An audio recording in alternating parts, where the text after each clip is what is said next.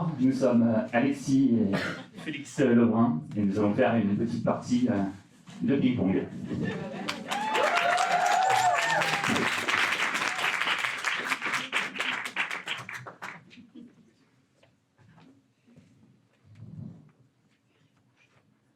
Alors en fait, au risque de vous décevoir, je ne m'appelle pas Alexis, mais je m'appelle Alexandre Chaise et je dirige une maison d'édition qui s'appelle les Éditions du Livre.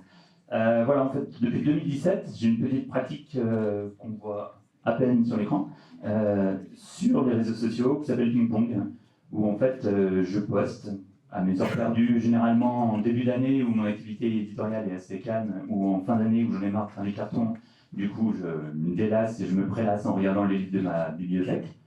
Et en fait où j'associe comme ça, par effet graphique ou sémantique, deux livres de ma bibliothèque. Puis bon, au bout d'un moment, ma bibliothèque n'étant pas assez conséquente, je suis allé fouiller les fonds des médiathèques pour retrouver plein d'ouvrages. Voilà, donc c'est une pratique pour moi simplement de redécouvrir des livres, voir des livres qui ont déjà été faits, donc je vais me dire, je ne vais pas republier ça, ça ne sert à rien, ça a déjà été fait et c'est mieux que j'aurais fait. Et voilà, c'est une façon aussi de découvrir plein d'ouvrages que je ne connaissais pas, qui sont surprenants parce qu'ils sont vieux, mais ils sont encore hyper pertinents à cette période-là. Et puis voilà, quand j'ai eu l'envie de proposer Ping Pong ici, je me suis dit quel meilleur partenaire que Bastien Contraire pour faire cette petite partie avec moi. Alors il va vous dire lui aussi pourquoi il aime les vieux livres. Oui, avec Alexandre, donc on est des gros collectionneurs de livres, soit dans notre bibliothèque, soit en fouillant dans les fonds des médiathèques, par exemple. Alors j'ai eu la chance du coup ici de fouiller le fonds patrimonial dont on nous a parlé tout à l'heure de la médiathèque de Brest. On y a extrait quelques livres dont je parlerai tout à l'heure. Et globalement, l'idée de trouver des livres différents, des livres étonnants, nous-mêmes qui avons une pratique du livre qui peut être un peu en décalé, quand on fait du livre jeunesse, parfois on est confronté à un certain conservatisme aussi, à des personnes qui ont une idée assez précise et parfois un peu fermée aussi de qu'est-ce que peut être un livre jeunesse. Et en fait, on parlait de Bruno Munari, on parlera d'autres points de départ aussi possiblement des livres jeunesse étonnants. En fait, depuis longtemps, on fait des livres comme ça où on interroge le format, on interroge l'objet même. On en a pas mal parlé aujourd'hui. Et ce sont tous ces livres-là qui font pour nous comme une espèce d'arbre généalogique de notre propre pratique et qui nous stimule et nous rassure dans ce qu'on essaie de faire. Voilà. Alors je commence ici par la fiche de l'Expo Relié qui a été créée par le studio A+B, qui je crois sont ici à Brest. Et en fait leur trame de travail pour créer cette typographie était la base du point. Voilà, le point mis en ligne, et quand on resserre les points, un peu comme un aimant, au bout d'un moment il se concatène et il commence à créer cette forme voilà, de typographie.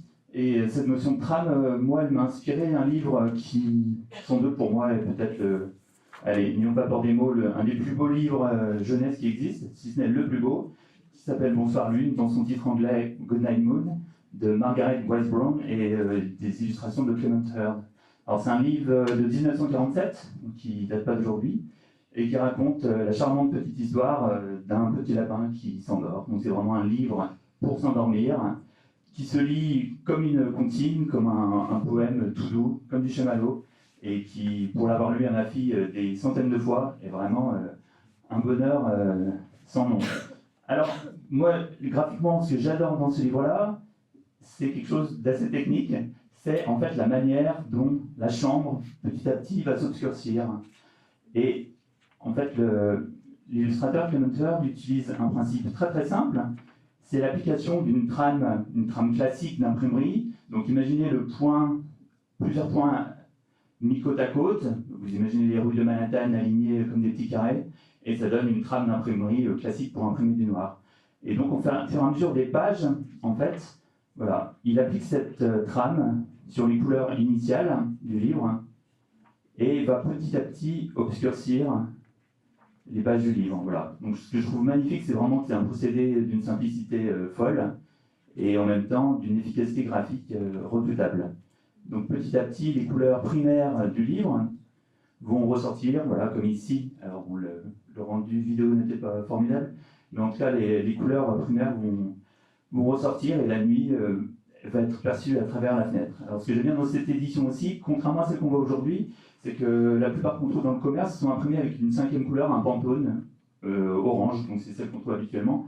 Et là, c'est un peu plus vieille édition des années 90, où il n'y a pas encore la jonction d'une cinquième couleur Pantone. Et là, c'est simplement le magenta qui fait en tout cas la couleur principale.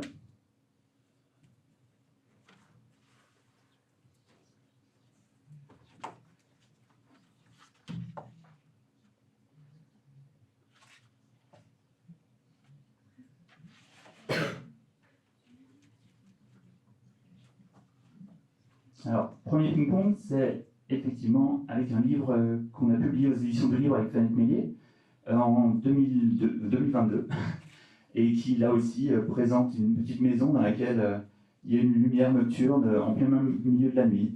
Alors, ce qui, moi, m'a toujours plu dans le rapport de ces deux livres, c'est que forcément, il y a une sorte voilà, de fond commun entre les deux ouvrages, c'est quelque chose qui devait être dans la tête de Fanette, mais au plus profond de sa tête, et qui en tout cas ressurgit sans doute dans cet ouvrage-là. Et c'est un livre assez atypique, puisque c'est un livre qui prend la forme d'un album sans texte, et qui va reproduire l'image d'un petit chalet en bois, qui correspond à un chalet que Fanette et son mari ont acquéri aux abords de Paris pour se mettre au vert le week-end, un chalet modeste en bois. Et la singularité de ce livre-là, c'est qu'il va reproduire 24 fois la même image et faire glisser le paysage de midi jusqu'à 11h le lendemain matin. Alors là, à l'inverse du livre de Margaret Boyce Brown et Clement Hurd, on se trouve avec une technique d'impression qui est différente. Cette fois, c'est un ouvrage imprimé en quadrichromie, mais avec la jonction de Pantone. Donc l'intégralité du livre est imprimée en 6 Pantone, et cette fois, la trame, si on la regardait de près, c'est ce qu'on appelle une trame stochastique, c'est une trame aléatoire. C'est imaginer des grains de sable posés les uns à côté des autres. Voilà, c'est l'équivalent d'une trame comme ça qui n'est pas du tout régulière, mais qui est beaucoup plus floue et volante. Donc l'intégralité du livre est imprimée en 6 couleurs, et il va avoir une arithmétique en fait, où au bout de 12 heures, le noir va intervenir, mais non pas pour obscurcir l'image, c'est plutôt le Pantone bleu métallique qui va faire ça, mais le noir va juste intervenir par réo, comme ça, pour rythmer la page. Et dans les 6 dernières heures de l'ouvrage, peut-être la plus belle fulgurance graphique de l'ouvrage, c'est l'arrivée du matin et d'un givre matinal imprimé en blanc offset qui va se déposer sur le paysage pour disparaître petit à petit quand le paysage se réchauffe.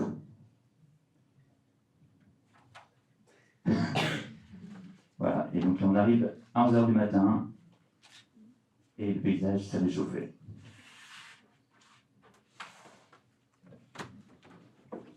Alors comme je le disais, parfois ma bibliothèque n'est pas assez grande, donc je vais souvent à Strasbourg dans un lieu qui s'appelle le Centre de l'Illustration, qui est lié à la médiathèque André Malraux, et je passe pas mal de temps, des fois des après-midi, à fouiller en fait les fonds du Centre de l'Illustration. Donc en général je prends un rayon, puis je regarde tous les ouvrages qui se baladent dans le rayon, et c'est à cette occasion que j'avais découvert ce livre-là de Jürgen Müller, qui est un livre d'un artiste suisse alémanique, qui date des années 73, et qui en fait est un classique du livre jeunesse aussi, à savoir, c'est des ouvrages qui sont parus déjà des fois dès les années 40-50, à savoir des ouvrages qui dénoncent entre autres la modernisation et la modification du paysage. Donc comme dans ces ouvrages-là, donc il y a par exemple une bande dessinée de Robert Crumb qui décrit très bien ça, et plus récemment un livre que vous connaissez sans doute tous, qui s'appelle Pop-Up-Ville, qui est un livre pop-up et qui montre aussi l'avancée d'une petite maison comme ça qui se fait envahir et engloutir par le paysage. Alors là, il y a une petite aussi parenthèse qu'on trouve en fait entre les deux livres, c'est qu'il y a aussi un chat. Voilà.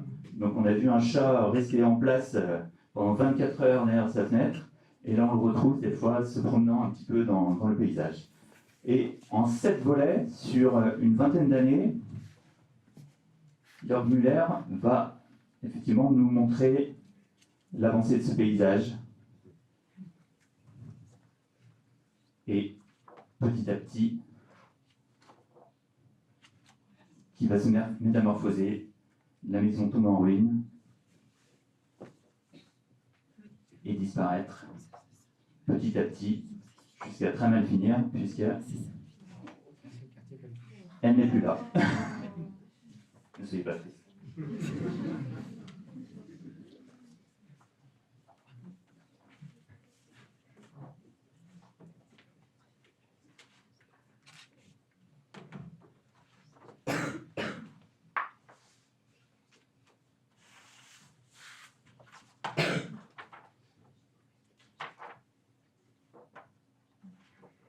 Un autre grand créateur de paysages, c'est Mitsumasa Anno, voilà, qui est un artiste japonais dont vous connaissez sûrement les ouvrages, entre autres des ouvrages comme Ce jour-là, où en fait il propose une vision un peu dronesque sur le paysage, où de la première page à la dernière page du paysage, on va se promener sur un personnage qui va se promener dans un paysage, et nous on va observer le paysage page après page. Alors des fois il avait un goût très marqué pour les paysages d'Europe, de nord de l'Europe entre autres. Et la singularité de Mitsumasa Anno, c'est qu'il a été dans sa jeunesse professeur de mathématiques. Donc il partage un goût très fort pour cela. Et ce livre-là, entre autres, il l'a fait avec son fils. Et c'est un livre de mathématiques. Alors, il y a au début un pot dans lequel il y a un océan. Sur cet océan, il y a une île. Dans cette île, et voilà, si vous commencez les mathématiques, il y a 2 royaumes. Sur chaque, il y a 4 villes, etc. Donc il va commencer à segmenter tout d'un coup les illustrations. Chaque maison comporte 7 pièces. Chaque bahut sont rangés, dans chaque bahut sont rangées 9 caisses, et dans chaque caisse 10 pots. Et il va commencer à se poser la question de savoir combien il y a de pots dans chaque maison de l'île. Alors, cette fois, il va reprendre toute l'histoire. Et il va finalement nous expliquer une notion assez complexe de mathématiques qui s'appelle les fractales, d'une manière toute nouvelle. Donc il reprend l'histoire à zéro, mais cette fois il va traiter les éléments en nombre de points. Donc on retrouve notre île, ici à droite, en un seul petit point au milieu. Les 2 royaumes, ensuite les 3 montagnes, etc., etc. Et donc il va finalement réillustrer tout son ouvrage seulement avec des points, de manière comme ça, très minimale et très radicale, jusqu'à définir le nombre de bahuts qu'il y a dans une pièce. Mais là, il nous fait comprendre qu'il y a, en fait, il y a déjà 40 320 points dans la page, et que si jamais il voulait représenter le nombre complet de pots sur l'île, il lui faudrait 180 pages de plus à cet ouvrage-là. Donc, il finit de manière encore plus abstraite en réexpliquant tout le principe de calcul. Voilà, donc il termine par du texte et on dirait presque une œuvre de Lawrence Weiner pour terminer cet ouvrage-là.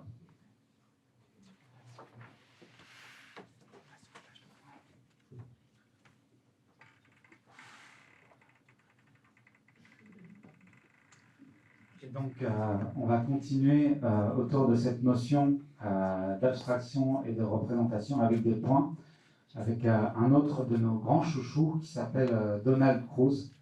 Donald Cruz, c'est un auteur et un illustrateur américain actif dès le début des années 60.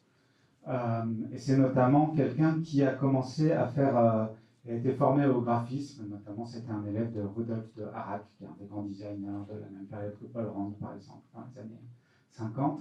Et Donald Cruz, il fait son service militaire en Allemagne, il s'y ennuie énormément, et c'est bénéfique parce qu'il fait un premier livre qui est un tour de force, qui s'appelle We Read From A to Z, et qui est un abécédaire, donc une forme très classique du livre jeunesse.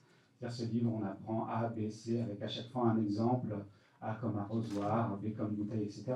Sauf que lui, il fait un abécédaire totalement abstrait, qui marche hyper bien, qui n'a pas été édité en français parce qu'il est assez intraduisible.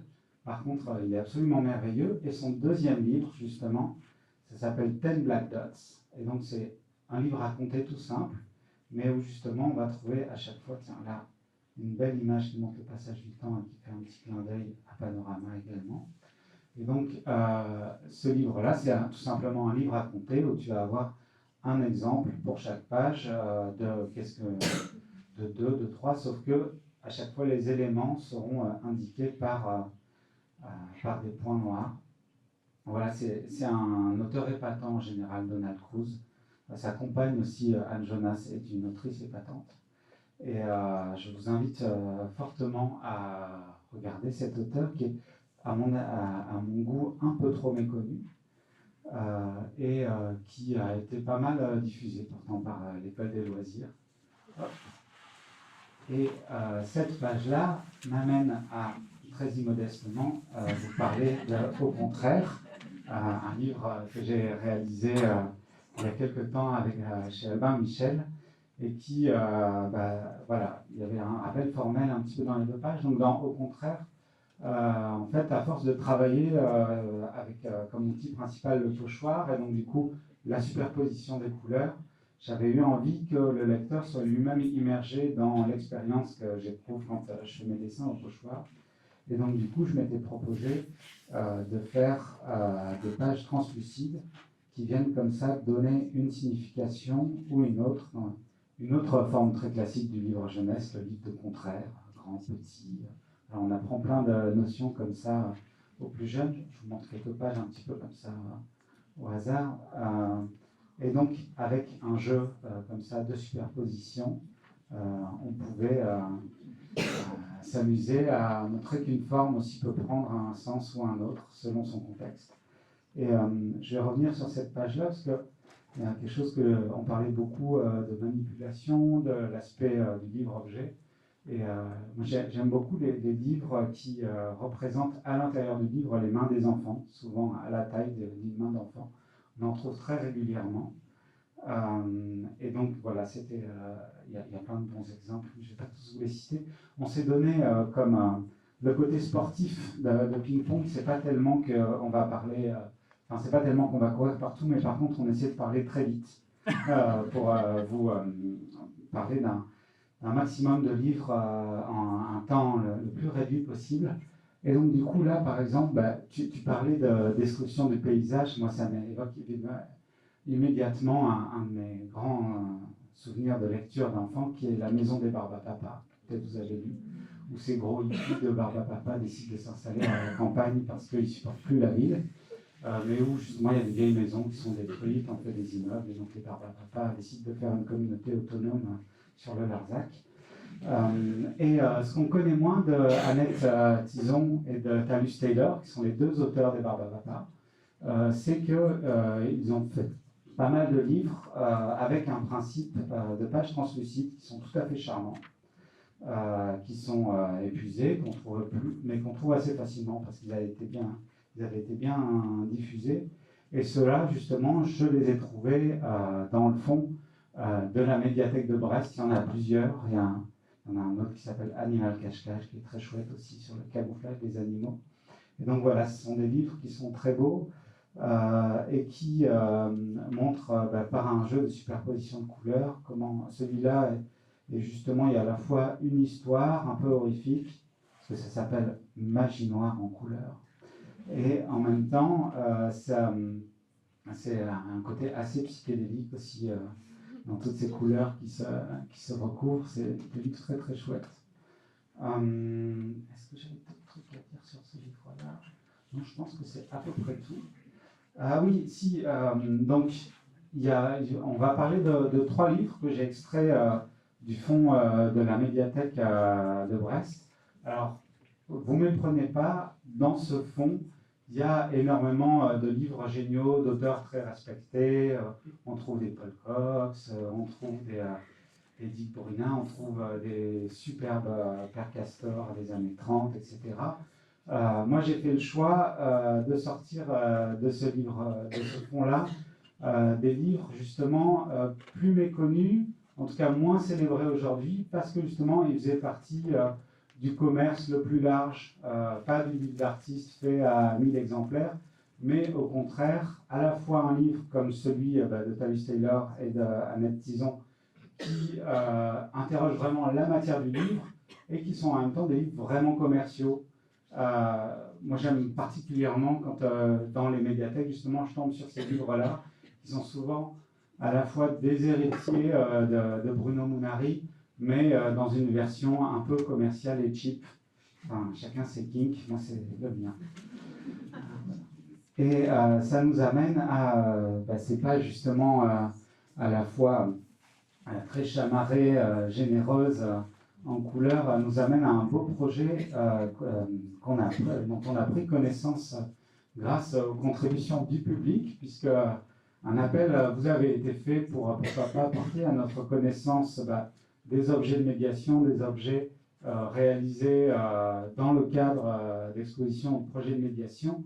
Et parmi toutes ces propositions, celle qui a attiré mon attention, même s'il y en avait plein d'autres de très bien, c'était cette proposition de Florent Dubois, qui s'appelle l'École des Doudous, et qui proposait de réaliser un livre d'artiste à partir de son univers, donc qui est un univers justement très chamarré, qui emprunte beaucoup à la pop culture et en même temps avec un côté parfois assez grotesque.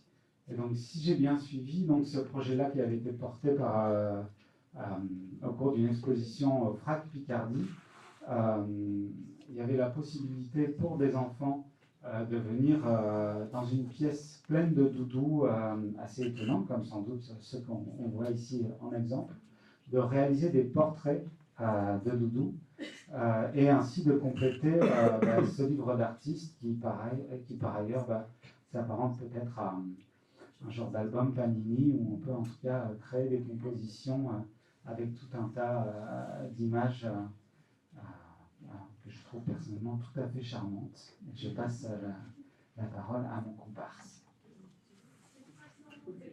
Frac Normandie, je suis vraiment désolé. Alors effectivement, sur les autres images qu'on peut voir de ce fanzine-là sur Internet, ce qui est vraiment génial, c'est qu'en fait les enfants ont dessiné les doudous, et en fait les doudous ont été réincorporés parfois dans une version du fanzine par Florent Dubois. Ce qui en amène à notre papa à tous, c'est-à-dire Bruno Munari, et qui, voilà, en fait, on en a beaucoup parlé ce soir, mais en fait, je pense qu'il faut en parler de manière plus simple. Bruno Munari, en fait, il a inventé le livre jeunesse. Pour moi, c'est vraiment le livre du père, le père du livre jeunesse contemporain. C'est-à-dire que, et en fait, c'est le premier à avoir utilisé les calques, les rhodoïdes, les plis, les découpes, les perforations.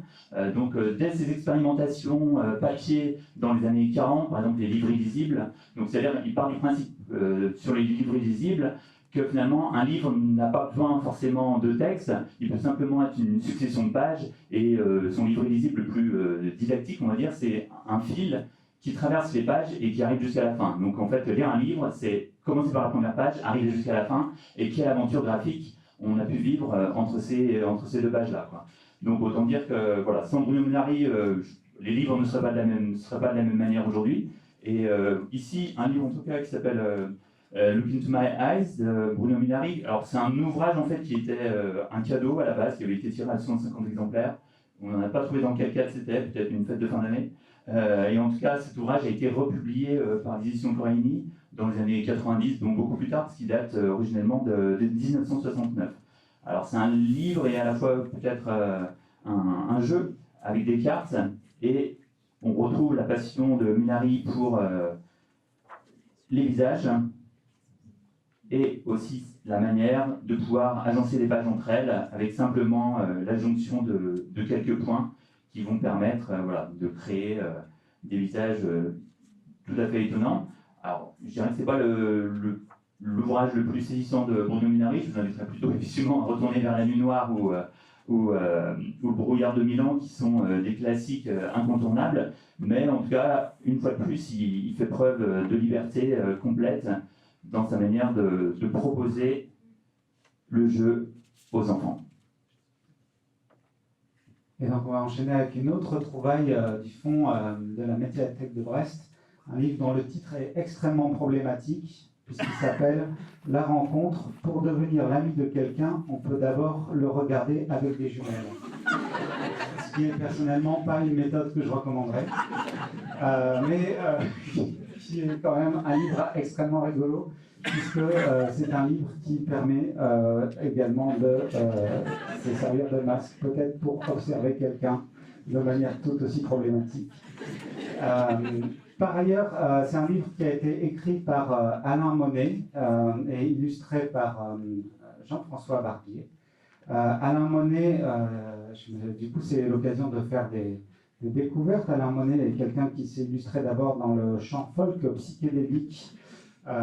Sur YouTube, on trouve notamment un album de 76, donc, que je vous recommande. Enfin, le tube, surtout, il s'appelle La Salle d'eau. Très belle orchestration. On trouve ça. Et par ailleurs, par la suite, c'est quelqu'un qui a animé des émissions de radio et des émissions de télévision pour la télé suisse romande, notamment Carabine FM sur le rock suisse. Quoi qu'il en soit, c'est quelqu'un qui avait plusieurs carrières, dont plusieurs livres pour enfants. Et voilà, ça c'est aussi une autre illustration de comment est-ce que dans le livre jeunesse, y compris, bon là c'est publié chez Hatier, probablement qu'il y avait, je vois Mascarade, un livre-jeu, probablement qu'il y avait toute une collection de livres comme ça, Masque. Moi j'aime particulièrement celui-là parce que je le trouve vraiment bizarre. Dans le sens où ça m'est déjà arrivé de croiser des livres masques d'animaux, des livres... Mais alors le livre masque de chambre, masque de tuyau, ça par contre j'avais jamais vu. Donc ça j'aime beaucoup.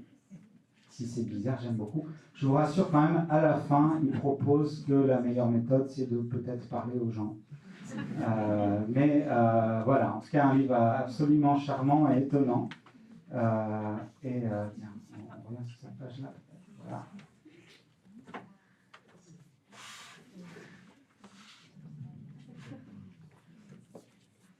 Alors, il s'agit aussi de regard dans un autre livre que j'ai pu publier l'année passée avec Damien Poulain, qui est un artiste plasticien. Et là, encore une fois, c'était une manière d'amener quelque chose que j'aime beaucoup, à savoir la friction entre l'abstraction et la figuration, quoi. Finalement, on regarde ce livre-là, et qu'est-ce qu'on y voit, si ce n'est des cercles, des carrés et des triangles, peut-être des oiseaux. Voilà, donc c'est un livre qui s'appelle Birds, et qui pour moi était une aventure assez intéressante éditorialement, parce qu'en fait j'ai été amené à faire beaucoup de livres, sans doute vous le savez, avec Fanette Mélier, et Fanette en fait arrive toujours avec des idées très singulières, comme on l'a vu avec Panorama, en tout cas toujours avec des idées qui sortent du champ habituel.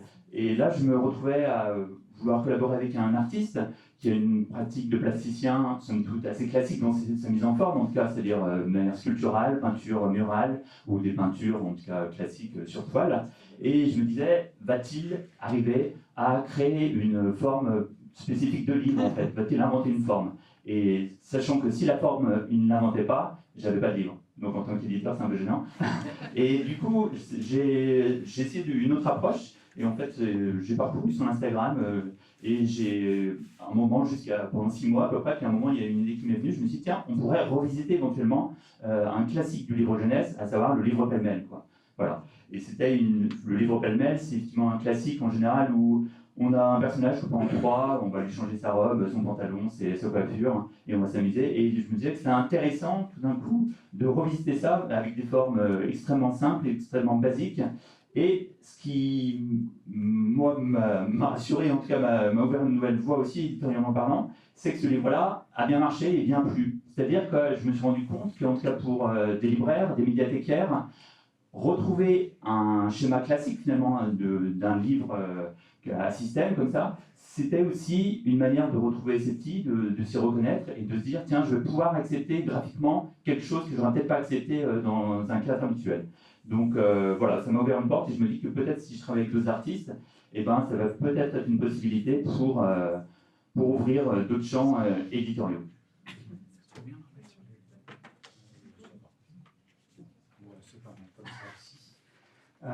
Et donc on va enchaîner sur un autre livre que j'ai pu réaliser récemment, qui s'appelle Les Animaux. On parlait justement de forme classique du livre, on a parlé des abécédaires, des livres à compter. Une autre forme très classique du livre jeunesse, c'est l'imagier.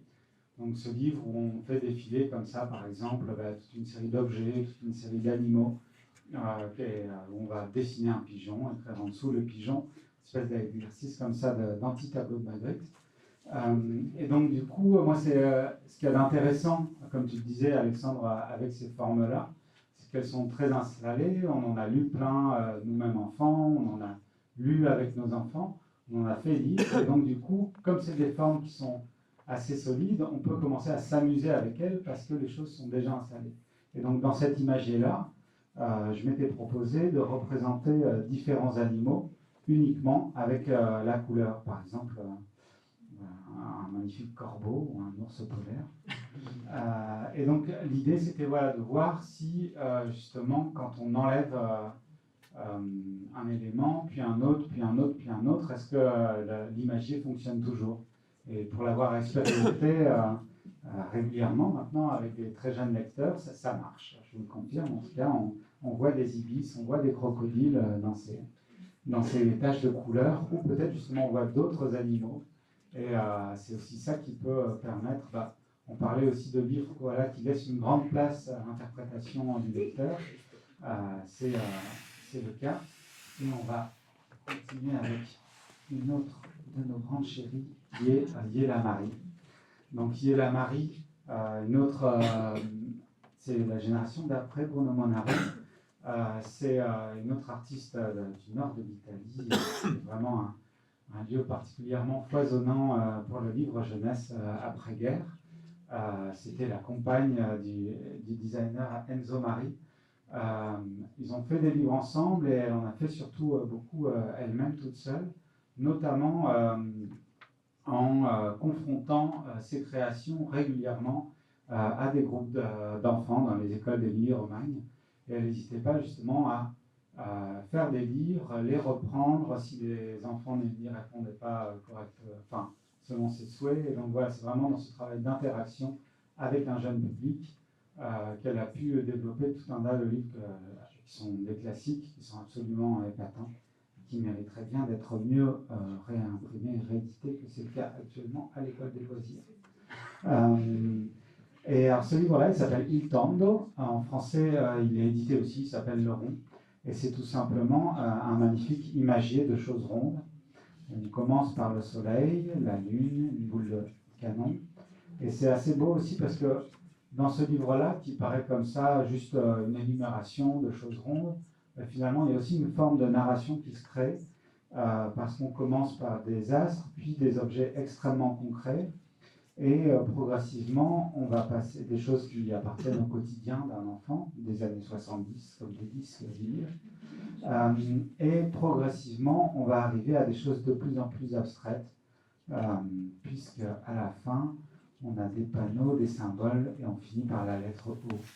Donc voilà, on fait tout un parcours comme ça, depuis un magnifique disque naturel qui est celui du soleil ou de la lune, pour arriver à un disque purement mental qui est celui du cercle ou de la lettre O.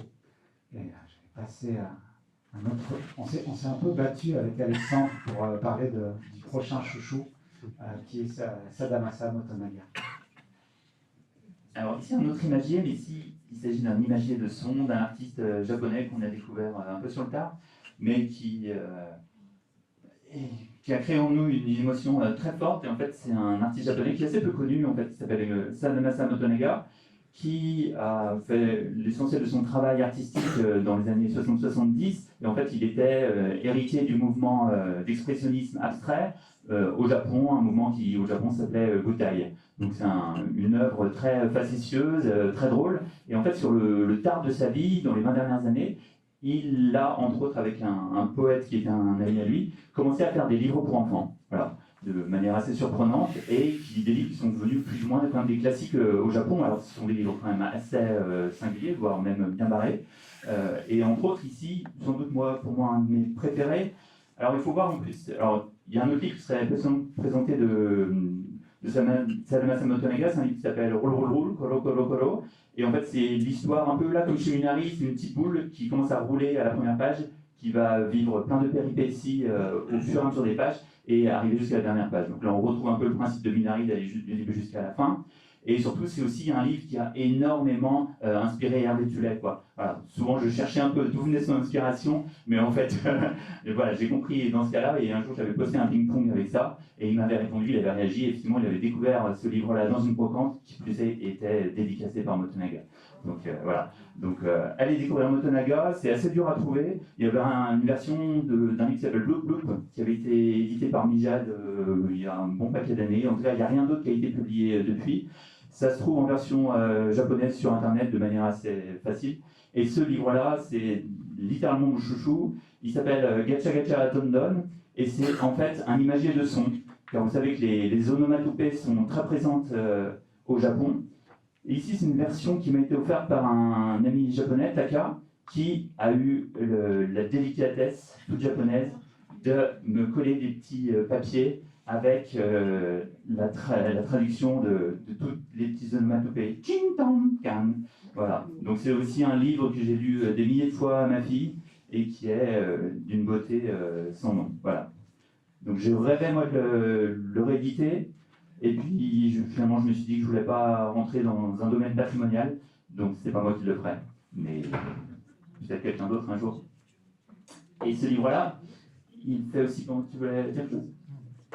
Ce livre-là, il nous rappelle aussi un livre qu'on est déjà un petit peu plus en France, qui est un livre de Paul Cox, qui est né en fait d'une exposition qu'avait fait Paul Cox, où il avait commencé à découper des grandes formes en bois mises dans l'espace.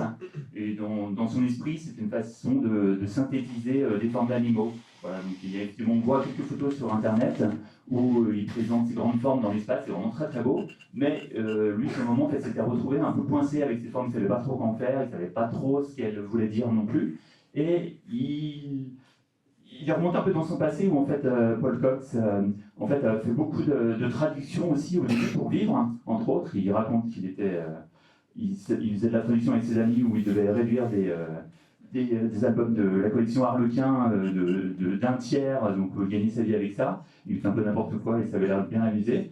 Et en tout cas, il s'est repris de passion pour ce jeu, pour les mots, pour le sens, pour les alphabets. Et il a attribué dans ce livre-là, qui s'appelle Animaux, qui a inspiré notre personne ici, un ensemble, effectivement, d'alphabets. Alors, la règle du jeu est très très simple. On a en page d'entrée, effectivement, un alphabet avec des formes. Donc, chaque forme correspond à un animal.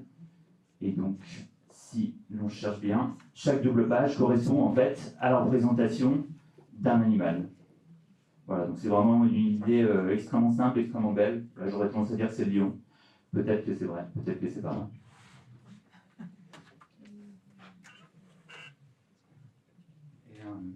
On va continuer en vous partageant la méga découverte du fonds brestois. Parce que pour le coup, c'était ni l'autrice ni l'éditeur ne nous disaient absolument quoi que ce soit. Et donc, c'est un livre de Nathalie Rizzoli qui s'appelle ABC Cétacé et qui raconte justement, on met tout de suite en lien avec le livre de Paul Cox, puisque dans ce livre-là, donc aux éditions Grandir, propose tout simplement de faire un lien entre une couleur, un objet et une forme. Donc du coup là on a le jaune avec l'arrosoir, le B pour le bro et donc un rectangle rouge, et le C pour la cuvette avec ce bleu. Et donc du coup, qui est d'ailleurs, peut-être vous le voyez avec les reflets, mais il y a un très joli vernis sélectif sur les couleurs et qui les font vraiment ressortir. Et donc du coup, ABC, c'est assez. Ça suffit à faire un livre, on n'a pas besoin de faire plus, puisque ce qu'on va proposer à faire, c'est pouvoir découper la photo et écrire tout un tas de choses. Alors malheureusement pas ACAB, mais en tout cas, voilà, d'entrer tout de suite dans une notion de code où on peut faire correspondre deux formes, des formes, des couleurs, et donc passer comme ça, hyper rapidement et hyper efficacement, de la représentation à l'abstraction, à la lettre, de faire des jeux entre les uns et les autres. Et donc voilà comment est-ce qu'on peut finalement à la fois réattribuer chaque couleur à chaque objet, et puis pourquoi pas remplacer un objet par une couleur pour arriver à l'abstraction totale. J'aime énormément ce livre. Les éditions Grandir, je ne connaissais pas du tout. Apparemment, ce sont des éditeurs niçois, ce qui aussi est extrêmement rare dans l'édition jeunesse. Ou des Nîmois, peut-être des Nîmois. Donc, vous aurez compris que ma géographie la française laisse un peu à désirer. Tout à l'heure, Alexandre, tu parlais de Bruno Munari comme d'un point de départ pour le livre jeunesse. Et on va terminer ce ping-pong dont on a tenu les temps de manière assez exceptionnelle avec justement un autre point de départ possible du livre jeunesse, qui est donc ce livre-là, Les Deux Carrés, de L. Lisinski, qui est un auteur. Donc ce livre-là, alors là c'est la version traduite, en plus on revient un petit peu au début de l'après-midi parce que c'est la version traduite qu'ont réalisé les Trois Ours. Et donc cette magnifique réédition s'est donnée pour défi de retranscrire en français ce livre qui avait été fait dans les années 20 à Vitebsk par L. Lisinski, donc qui était proche bien sûr. Pour pas redire les bêtises. Ouais, c'était dans sa période cubo-futuriste. Évidemment, c'est un bon copain de Malevich, ça semble assez évident. Et donc, mais c'est déjà un livre jeunesse qui propose justement lui aussi de raconter une histoire de manière très juste que ce soit dans les mots comme dans la représentation. On est vraiment dans la poésie, c'est-à-dire dans l'épure la plus totale, et pourtant dans l'action.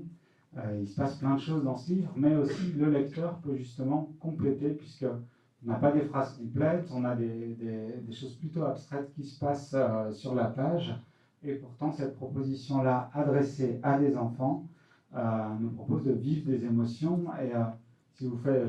Je propose peut-être un jour d'emprunter ce livre, par exemple, en médiathèque, qui se trouve relativement facilement, ou de l'acquérir, parce que les éditions Mémo le vendent toujours.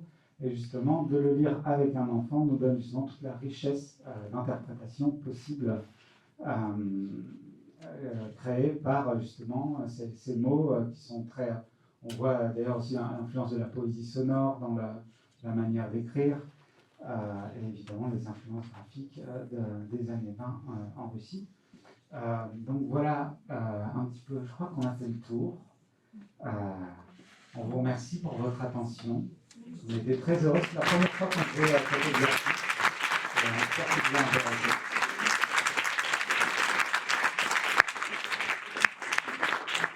Si jamais vous êtes intéressé par la petite bibliographie,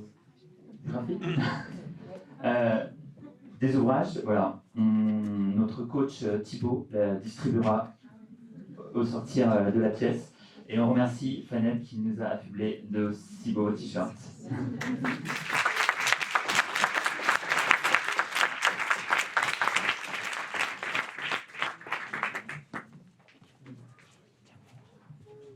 On a encore le temps pour 2 questions.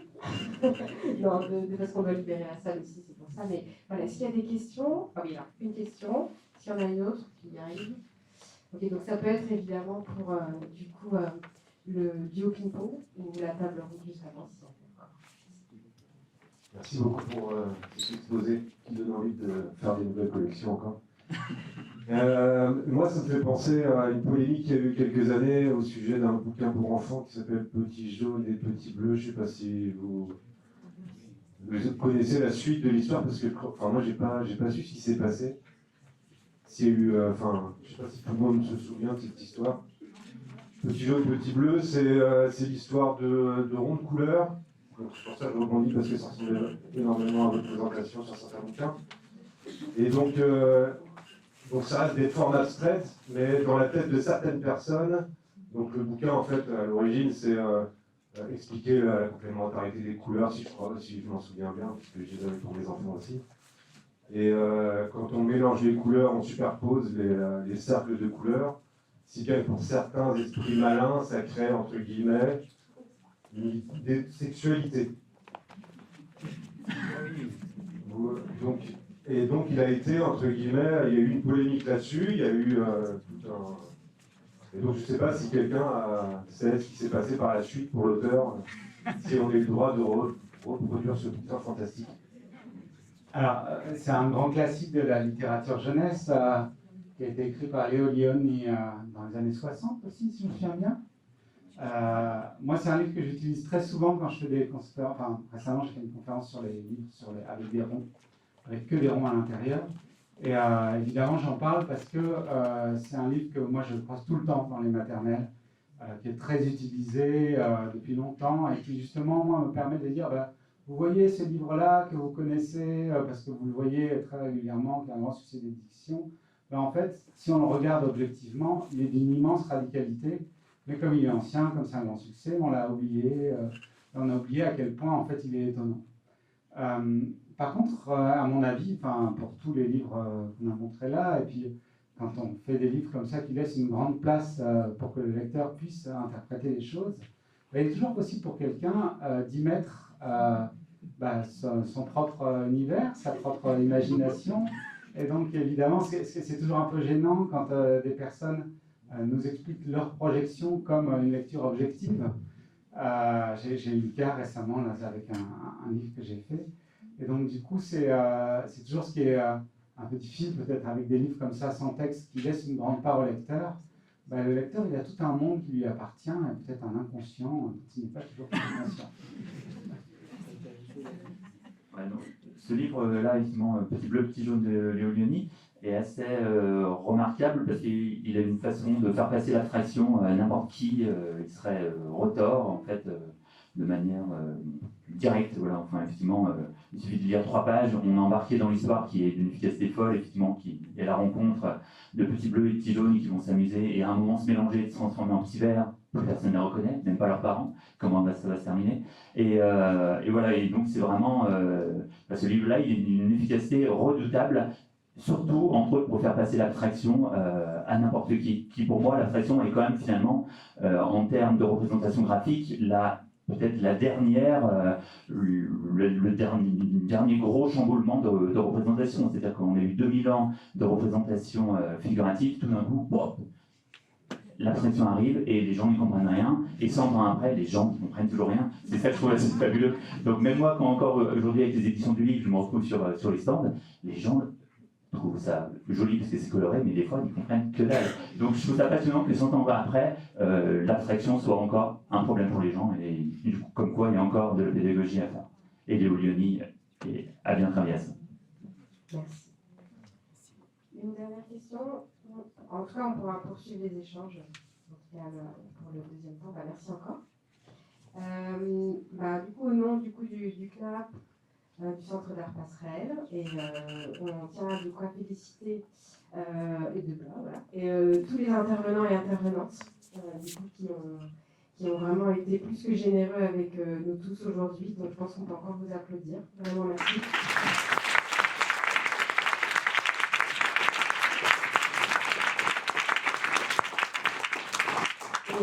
Donc, je pense qu'on va clôturer cette première journée au Capucin et elle se poursuit donc à partir de 19h au Centre d'Art Passerelle. Et vous êtes tous et toutes les bienvenus pour un petit moment plus chill. Voilà, et surtout découvrir les expositions du Centre d'Art. Et vous avez une belle programmation qui vous attend. Donc, on vous attend. N'hésitez pas à prendre le téléphérique ou bien sinon, pour les plus courageux, y aller à pied ou à accéder au tram. Voilà. Merci à tous et toutes.